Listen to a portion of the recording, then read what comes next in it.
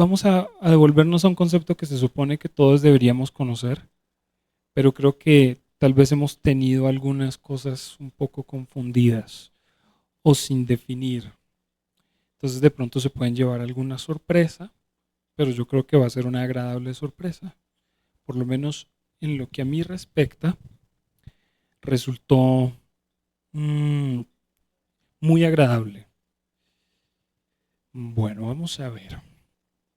Todo empieza con la salvación que vino a traer Jesús, ¿verdad? Entonces todos nos sabemos la historia. Él vino, murió en una cruz, resucitó, pagó por nuestros pecados. Esto es algo que se supone todos tenemos claro.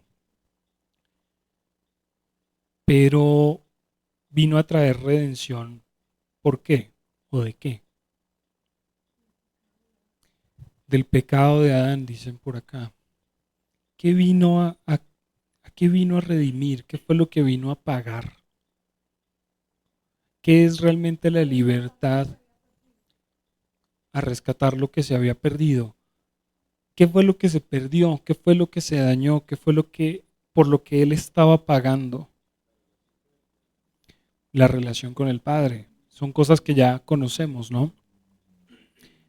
Pero vamos a expandir un poquito más eso. Vamos a llevarlo un poquito más lejos. Resulta que él vino a traer una redención, redención de nuestro pecado. Porque bueno, Adán y Eva pecaron y con eso se abrió la puerta a que todas sus generaciones, toda su descendencia tuviera el mismo mal. Desde ahí se abrió la puerta. Desde ahí se conoció el pecado. Y por lo tanto, para poder ser eso determinado como pecado, también se estableció una ley para poder juzgar al pecador y determinar lo que es bueno de lo que es malo. ¿Mm? El problema es que no había una forma del todo establecida en la que una persona pudiera ser enteramente redimida del pecado. No la había. Es decir, había un sistema de sacrificios en los que usted podía ir al templo, llevar su sacrificio, y entonces llevaba una ofrenda por el pecado y una ofrenda de gracias, una ofrenda de paz, para como saldar eso, ¿sí? El pago del pecado es la muerte. Y vamos a ver la estrecha relación que tiene el que alguien peque y entonces eso se vea reflejado en sus hijos. Lo vimos con Adán y Eva y vemos diferentes ejemplos con personajes bíblicos que sufren lo mismo. Por ejemplo, cuando David está pidiendo perdón a Dios en el Salmo 51 por el pecado del adulterio que él cometió, de una vez señala de dónde viene eso y dice, en pecado me concibió mi madre. ¿Sí? Entonces él empieza a señalar que ese problemita venía desde atrás. Y luego van a ver reflejado en los hijos de David también esos problemas. ¿Qué pasa? Que luego va a decir a través de sus profetas, Ezequiel 18, Jeremías 31, que hay un nuevo pacto, que en algún momento las cosas van a cambiar y van a ser diferentes. Y entonces le dice a Jeremías, ya no se dirá más este dicho en Israel, que los padres comieron las uvas agrias y los hijos tienen la dentera. Es decir, ya no, va a llegar el día en que la gente pueda ser totalmente libre del pecado que ha cometido sus padres y todos sus antepasados, totalmente libre, porque antes era posible apartarse del pecado, era posible pedir perdón y recibir una expiación, pero los espíritus que se ligan a la persona cuando peca no se apartan de esa persona tan fácilmente. Por eso en la antigüedad Dios exigía que al homicida se le diera muerte. Era inclusive que estaba pensado para los que habían cometido un homicidio involuntario, un homicidio accidental.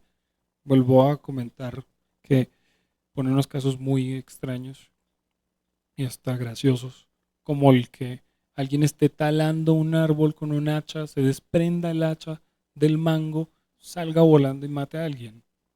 Pone unos casos así.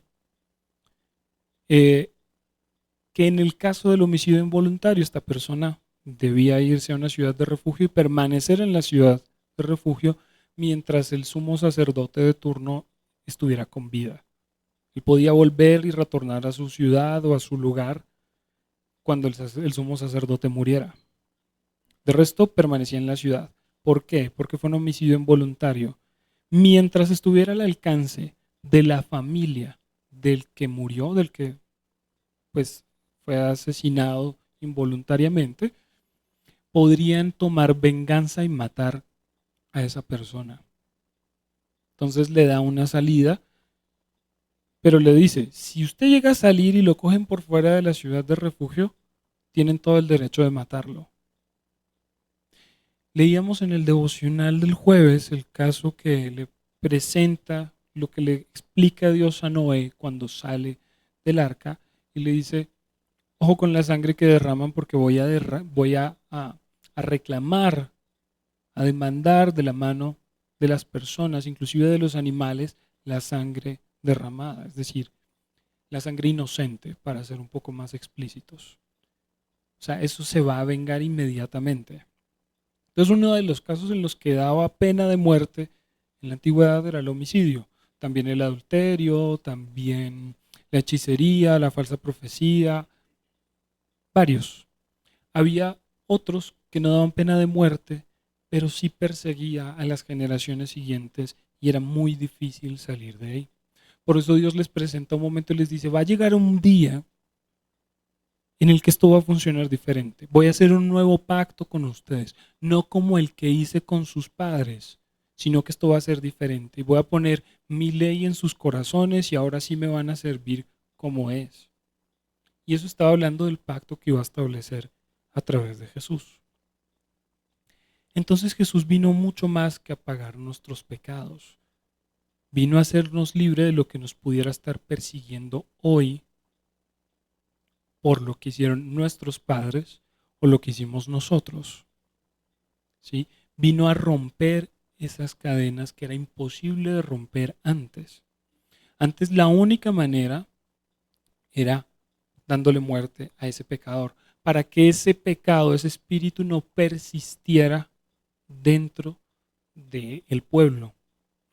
Vamos a leer un pedacito, vamos a leer Deuteronomio eh, capítulo 18, versículo 21. Deuteronomio capítulo 21 y el versículo 18.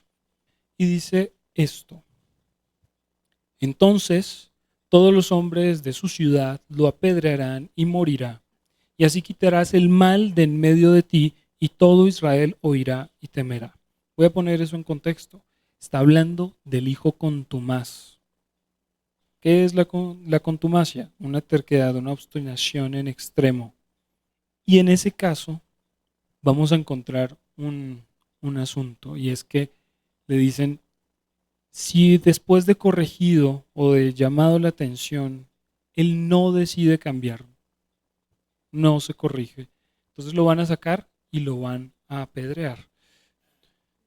Pero lo que quiero resaltar es eso, que había que matarlo para que pudiera salir el mal del medio del pueblo, para que eso no persistiera, porque no había forma en que alguien llegara y expulsara algún demonio, alguna cosa que pudiera haber en él. No había redención, no había redención. Lo que vino a traer Jesús fue esa liberación, la posibilidad de tomar otro camino. En algún momento decidir tomar otro camino, sin que costara tanto, sin que eso persistiera en medio del pueblo, porque la única salida en muchas ocasiones era la muerte. Por eso lo que le dice a David, porque era necesario conservar a David, era cuando comete el pecado del adulterio, va Natán a hablarle, esto lo hemos repasado muchas veces, le dice, ¿y usted qué dice que hacemos? Ese hombre merece la muerte. Le dijo, pues estamos hablando de usted. Y él dice, ah, ¿cómo así? Dice, pero tranquilo, Dios le perdonó la vida. Pero va a pasar esto, esto, esto y esto. Y le da una lista larguísima de las cosas que ahora iban a ocurrir a su vida por causa de eso. Y donde había muerte, tenía que haber muerte, tenía que haber una muerte. Y por eso muere ese niño. Siempre iba a ocurrir de alguna manera eso. Por eso perdonan a Cap, pero no perdonan a su hijo. Por eso perdonan a David, pero no perdonan a sus hijos, porque eso tiene que ser cobrado. Entonces lo que viene a hacer Jesús es atraer esa redención. Que ya mis hijos no tengan que morir por lo que yo hice. ¿Vamos entendiendo eso? Pero entonces uno dice, vino a salvarnos. Hay una canción que dice, porque tú me libraste del infierno y de la muerte. Y nosotros nos salvamos del infierno solamente porque lo seguimos a Él. El infierno es una consecuencia última, pero eso no fue lo que Él vino a hacer. Él no vino a derrotar el infierno. Él vino a abrir la salida para quien quiera no llegar a ese lugar, pueda hacerlo. Nosotros no estamos aquí tratando de ser salvados del infierno. Nosotros estamos aquí tratando de ser salvados del pecado. Y eso es tal vez algo que está muy arraigado en muchos lugares, en muchas prédicas, donde nosotros conseguimos la salvación de qué. Y uno piensa inmediatamente del infierno. No, un momento, es que usted no está siendo salvado del infierno, usted está salvado del pecado. Porque cuando usted es salvo del pecado, pues usted no va a parar al infierno, así de simple. El infierno es una última consecuencia para quienes deciden permanecer en el pecado. ¿Sí? Pero lo que está haciendo Él es abriéndonos una puerta para poder salir. Y una puerta mucho más sencilla, porque ya existía, como estamos hablando, pero era muy complicado. Porque con cada pecado se asigna, se apega un espíritu que va a empezar a presionar sobre eso.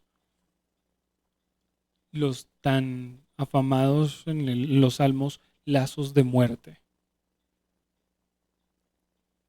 ¿Vamos entendiendo? Por eso para Caín fue también tan difícil, a pesar de que Dios le dice, el pecado está a la puerta y llama, pero usted se puede enseñorear de él y vencer eso. Sin embargo, era mucho más difícil por lo que les comento. Y además que había otros que simplemente la última instancia era, pues no podemos hacer nada, ese se tiene que morir si no queremos que esto se nos expanda.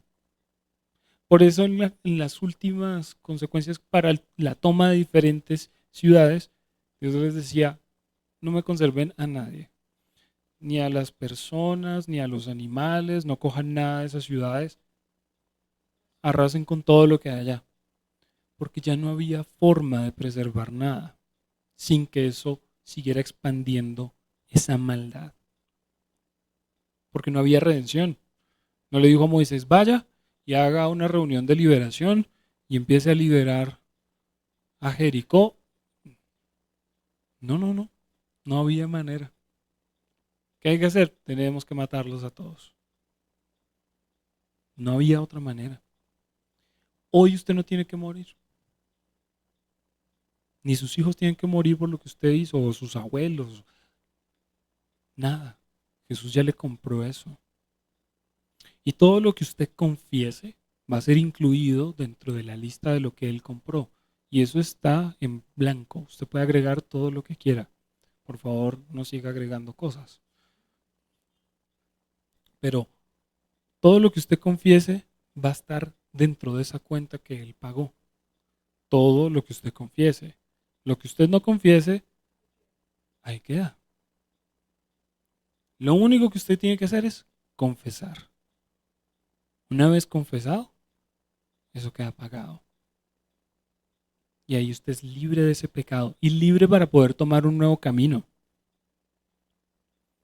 Muriendo a ese pecador que era y naciendo de nuevo. Ahora vamos entendiendo qué significa nacer de nuevo. Si el pago por el pecado era la muerte, pues esa persona que cometió ese pecado ahora va a morir y voy a resucitar con Cristo para ser una persona nueva. ¿Ahora va teniendo más sentido? Eso es lo que quiero como establecer. Entonces Jesús vino a cambiar esa historia y a deshacer las obras del diablo. Ahora quiero que usted me preste atención, mucha atención, porque esto puede, si lo sabe tomar, y ruego a Dios para que podamos tomarlo todos, usted va a cambiar la forma en la que va a predicar el Evangelio y además lo que usted espera hacer al predicar el Evangelio. Porque Pablo le decía en una de sus cartas, porque yo no vengo aquí con palabrerías, con palabras muy adornadas. Yo vengo aquí con la demostración del poder de Dios.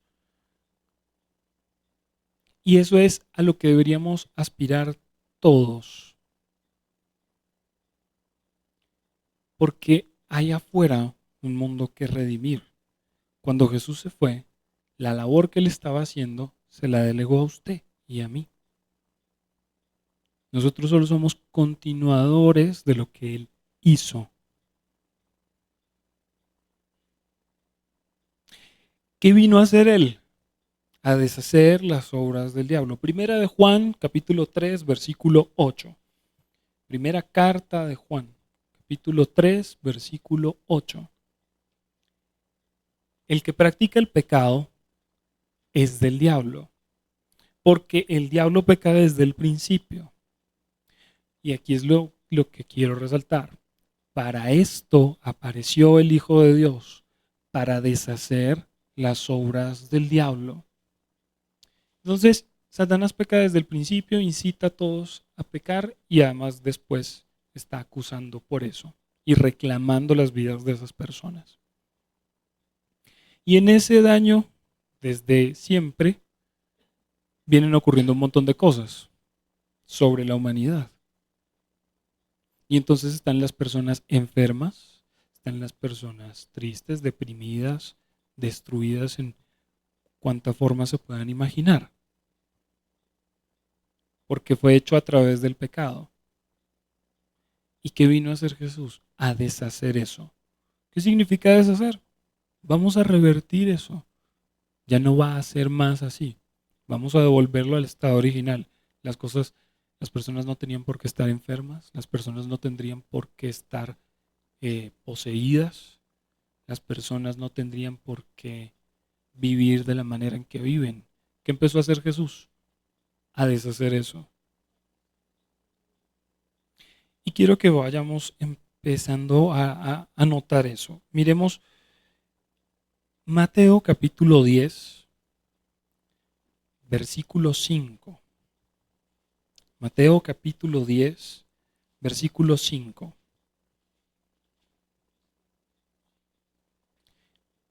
Yo le pregunto, ¿usted es discípulo de Jesús? Una sola. Dos. Somos discípulos de Jesús, a eso estamos llamados. Y miren lo que pasó con lo que nos narran aquí. A estos 12 envió Jesús y les dio instrucciones diciendo, por camino de gentiles no vayáis, y por ciudad de samaritanos no entréis, sino id antes a las ovejas perdidas de la casa de Israel, y yendo, predicad diciendo, ojo con lo que tenían que predicar, el reino de los cielos se ha acercado. Sanad enfermos, limpiad leprosos, resucitad muertos, echad fuera demonios, de gracia recibisteis, dad de gracia. ¿Se dan cuenta de eso? Los apóstoles no estaban predicando ser salvos del infierno y poderse ir al cielo. Y no les estaban diciendo, el reino de los cielos pronto llega. cuando Jesús venga y nos arrebate, es que nos vamos al cielo y estaremos en el reino de los cielos. No estaban predicando esa salvación.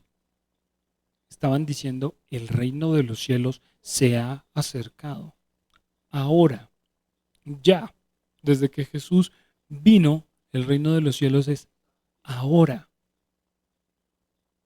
Ahora. Y la labor de Jesús fue deshacer las obras del diablo. Y si nosotros vamos a continuar con su labor, tendremos que hacer lo mismo. ¿Y a qué mandó Jesús? Sanad enfermos, limpiad leprosos, resucitad muertos, echad fuera demonios, de gracia recibisteis, dad de gracia. Ese es el reino de los cielos que se ha acercado ahora. Eso es el reino de los cielos. Y que la gente pueda caminar ahora en justicia, en verdad, en misericordia, en humildad, en todas estas cosas, en toda buena obra. Eso es el reino de los cielos. Si usted está esperando el reino de los cielos cuando sea arrebatado, cuando vaya para el cielo, está equivocado, porque su tarea es aquí, ahora. Su tarea no es ver cómo se salva del infierno, su tarea es restaurar la creación. Romanos capítulo 8, versículo 19. Porque el anhelo ardiente de la creación es el aguardar la manifestación de los hijos de Dios. Romanos capítulo 8, versículo 19. Porque el anhelo ardiente de la creación es el aguardar la manifestación de los hijos de Dios. Es decir, la creación toda caída, la creación toda en problemas, la creación sumida en el pecado, está esperando que usted como hijo de Dios se manifieste para deshacer las obras del diablo como lo hizo Jesús. Y usted no puede dudar si usted es discípulo o no, esperando a ser perfecto para poder ser llamado discípulo. Usted no puede estar esperando a no equivocarse para poder caminar, para poder llamarse hijo de Dios, para poder considerarse un discípulo de Jesús. Usted ya lo es, ya lo llamaron así como estaba. Y eso que hoy ya están mejorcitos todos. Hoy ya todos estamos mucho mejor, ¿no?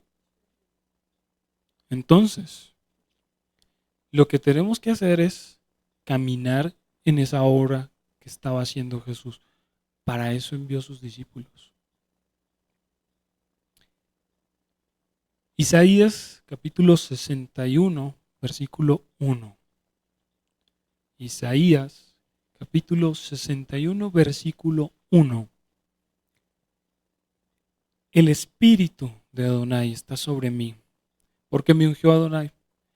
Me ha enviado a predicar buenas nuevas a los abatidos, a vendar a los quebrantados de corazón, a publicar libertad a los cautivos y a los presos, apertura de la cárcel, a proclamar el año de la buena voluntad de Dios y el día de venganza del Dios nuestro, a consolar a todos los enlutados, a ordenar que los afligidos de Sión se les dé gloria en lugar de ceniza, óleo de gozo en lugar de luto, manto de alegría en lugar del espíritu angustiado, y serán llamados árboles de justicia, plantío de Adonai para gloria suya. ¿Está claro qué es lo que tiene que hacer? En algún momento está diciendo, dígale a la gente que se prepare que nos vamos para el cielo. Le está mandando a hacer algo aquí, ahora, ya. Que usted como discípulo de Jesús está ungido para eso. Y todo son cosas aquí, ahora. Esto es el Evangelio. Esto es el reino de los cielos. Aquí, ya, ahora. No esperar al cielo. No esperar a que Jesús en una nube blanca venga y... No, no, no, no. Es aquí, ahora, ahora. Eso es lo que usted tiene que hacer. No esperar pasivamente y rogar por la venida del Señor. Él está esperando que usted haga esto. Que usted redima, que usted como Él transforme la creación. Que usted como Él vaya y lleve las buenas nuevas. Vendar a los quebrantados de corazón, publicar libertad a los cautivos y a los presos, apertura de la cárcel. Todo esto es el Evangelio. Esto es el Evangelio. Si se dan cuenta, ninguno de los apóstoles estaba esperando, ¿y cuándo será que nos iremos? De hecho, Pablo tenía un problema. Él estaba diciendo, yo no sé si irme o si quedarme. Pero yo por amor a ustedes me quedo. O sea que es más importante lo que hay que hacer aquí que lo que hay que hacer allá. Porque allá ya no habrá nada que hacer de esto y ya todas las decisiones estarán tomadas. Es aquí donde usted está definiendo las cosas. Es aquí donde usted está redimiendo la creación, donde usted está siendo socio con Dios para redimir esto. Eso es el Evangelio. Esa es la salvación. Que usted pueda predicarle a la gente, usted puede cambiar, usted puede ser una nueva persona. Y Jesús está dispuesto a apoyarlo a usted para que usted transforme su vida y de todo lo que lo rodea. Eso es el Evangelio. Decirle que ya hay alguien reinando que tiene una visión muy distinta de todo lo que hemos vivido antes. Eso es el Evangelio. No es ir al cielo. La salvación no es, ya tengo mi tiquete para cuando vengan y nos recojan. Es hacer lo que Jesús hizo y llevar la salvación que nos trajo a nosotros aquí, ahora, allá afuera, para los que viven. Por eso la gente no se puede sentir salva a veces. Primero porque están midiendo qué tanto son merecedores de esa salvación. Si me alcanza la persona que soy para poder tener un tiquete para irme para el cielo. Pero es que no estamos hablando de esa salvación. Estamos hablando de que usted ahora es salvo. Ya usted no tiene que morir para pagar por sus pecados. De eso lo salvaron. Ahora sus hijos no tienen que pagar lo que usted hizo. Ahora si ellos se arrepienten pueden cambiar su camino perfectamente. Ya es posible cortar eso. Ya es posible terminar con eso. Ya es posible poder hablarle a Dios, que Él nos escuche y que nos atienda y nos libere de donde estamos. Esa es la salvación. La gente tal vez no se puede sentir salva porque está pensando, ¿será que me alcanza para el tiquete de ida? Lo que no saben es que lo salvaron es de lo que usted tenía que pagar aquí y de que no había alternativa, de que usted ya no podía decir empecemos desde cero. Esa es la salvación que ofreció Jesús y es mucho más grande que ir simplemente al cielo.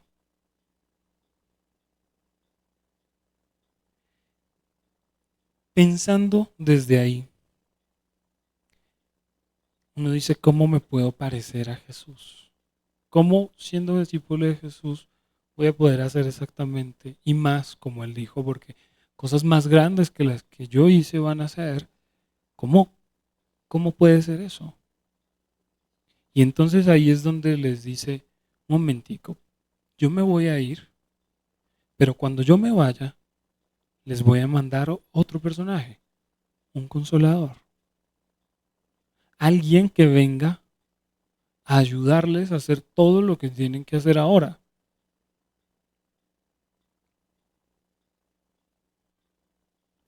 Y ese es el Espíritu Santo.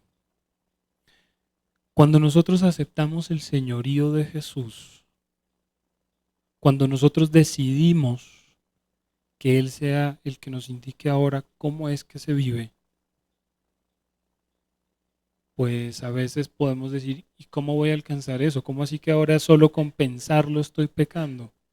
¿Y cómo voy entonces a ser capaz de eso? Para eso está el Espíritu Santo, para que usted sea capaz de cumplir ahora como Jesús lo hizo. De otra manera no podríamos.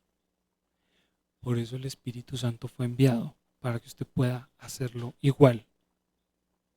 Cumplir y servir a Dios como lo hizo Jesús. Siempre y cuando usted esté adherido al Espíritu Santo.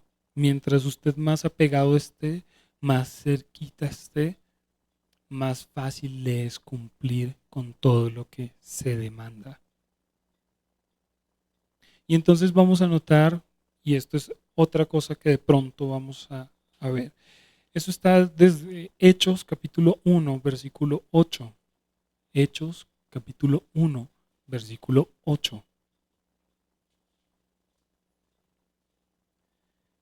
Esto dice, pero recibiréis poder cuando haya venido sobre vosotros el Espíritu Santo, y me seréis testigos en Jerusalén, en toda Judea, Samaria y hasta lo último de la tierra. Es decir, ustedes van a hablar de lo que yo hice, además van a hacer como yo, en todas partes. Dice, pero ¿y cómo vamos a hacer eso? Pues vamos a recibir el poder para poder hacer todo eso cuando venga el Espíritu Santo sobre nosotros. Y entonces ahí vamos a conocer los diferentes bautismos. ¿Cuántos bautismos conocen ustedes? Conocemos el bautismo en agua y conocemos el bautismo del Espíritu Santo. Vamos a ampliar un poquito más esto. Y quiero acelerarme un poco. Prestenme atención, si no después escuchan la grabación. Hay más bautismos. Y vamos a empezar entonces. El bautismo en agua. El bautismo que predicaba Juan el Bautista. ¿Para qué era? Para arrepentimiento de pecados. Voy a empezar a leerles, si quieren anotar o si quieren leerlo, buscarlo. Bueno, Lucas capítulo 3, versículo 3. Y él fue por toda la región contigua al Jordán, predicando el bautismo del arrepentimiento para perdón de pecados. Eso era lo que hacía Juan. Un bautismo en agua con el que usted declaraba que se arrepentía de lo que había hecho y cambiar su camino. Ese es el bautismo en agua, una renovación. Aquí empezamos otra vez. ¿Sí? Pero después vamos a ver que empieza a pasar algo curioso. Hay otro bautismo, el bautismo en el Señor Jesús. En la antigüedad el bautismo era la forma en la que yo me cobijaba bajo una cobertura, bajo una doctrina, bajo una idea. Yo me suscribía bajo lo que me bautizaba. Por eso Jesús tuvo que bautizarse con Juan, porque decía, toca así, le dijo él, para que toda justicia sea cumplida, para que esto sea hecho legalmente. Yo necesito heredar de la persona más grande viva en la tierra en este momento, porque dice que no había uno más grande que Juan entre los nacidos de mujer. Necesito heredar eso para poder tener legalidad en la tierra y empezar a hacer. Por eso se tuvo que bautizar con Juan, a pesar de que él le dijo, un momentico, esto debería ser al revés, yo necesito ser bautizado por usted y no bautizarlo usted. Y le dijo, no, no, no, es que esto es una legalidad. Esto necesita ser hecho. Entonces, con un bautismo yo me suscribo, me meto debajo de una cobertura, me meto debajo de una doctrina, me sujeto a eso. Con esa idea es que vamos a leer lo que dice Hechos capítulo 2, versículo 38. Hechos capítulo 2, versículo 38. Pedro les dijo, arrepentíos y bautícese cada uno de vosotros en el nombre de Jesucristo. ¿En el nombre de quién? De Jesucristo. Para perdón de los pecados y recibiréis el don del Espíritu Santo. Entonces vamos a notar que lo mencionan varias veces en otros lugares, que no era Jesús el que bautizaba, eran los apóstoles los que bautizaban en el nombre de él.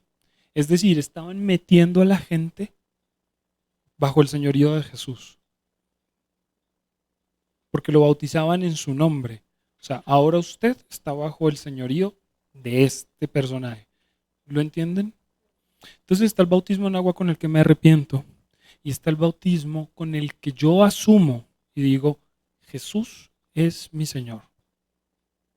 Que inclusive pueden estar en un solo bautismo, como empezaba a suceder acá, para arrepentimiento de pecados y para que usted ahora reconozca a Jesús como Señor.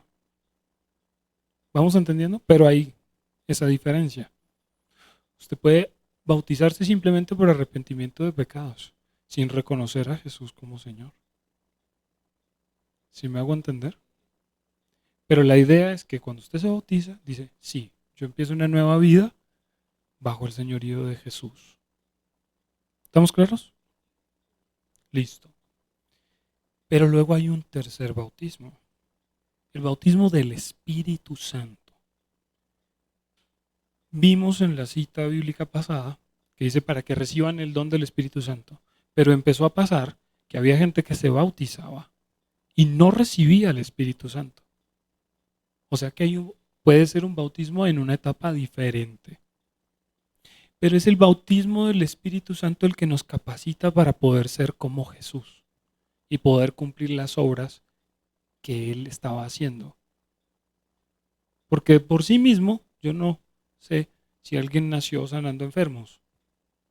Ese poder para hacerlo viene de parte de Dios. ¿Me hago entender?